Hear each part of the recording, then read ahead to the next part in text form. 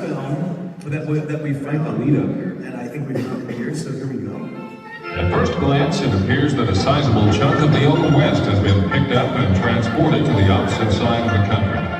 Only those who watched the construction of this seemingly displaced mountain know its structural secrets. Big Thunder's cliffs and caverns, Gold Rush era buildings and mining artifacts supply the backdrop for a runaway train ride, newest attraction in the Walt Disney World Magic Kingdom.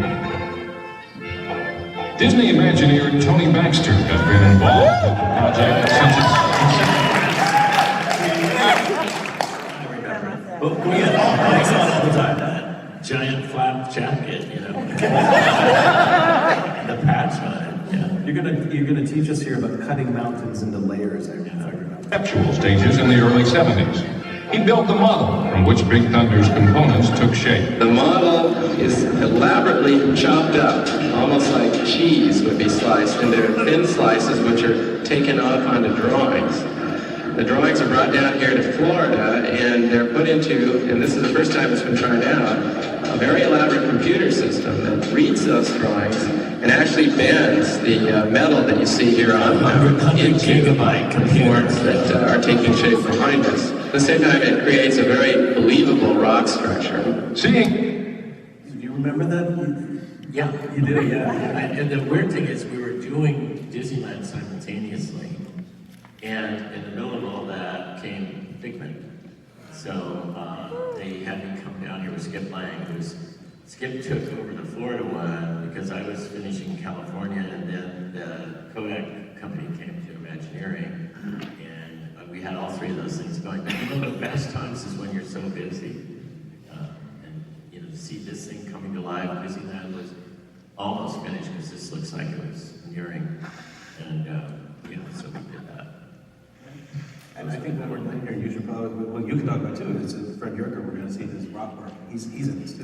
is believing when it comes to Big Thunder Mountain, but there's more than meets the eye. There's a lot of steel in them thar hills.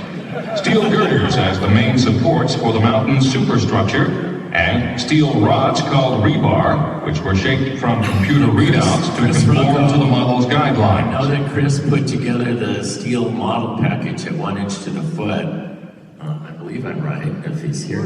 Yeah, yeah. And I think I have footage of him doing that somewhere. Yeah. Wire mesh called lath is attached to the rebar, and the buttes and boulders begin to take shape.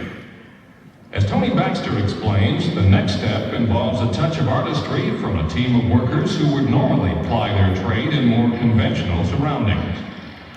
The lath is then sprayed with a gunite tool-like coat, and this is then covered finally with the thick coat of cement, which the sculptors, I call them sculptors, they're really plasterers, but to get this kind of a texture, you really need an artist.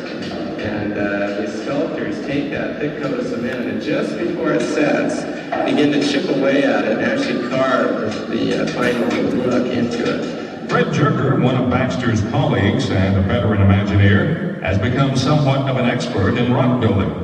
Yerker's a man who knows how to get the most out of a rock. Well, for one thing, we've tried to get more definition in the forms. In the past, it was merely a matter of taking rebar, which creates in steel, and bending it with a bunch of humps and bumps and welding it together.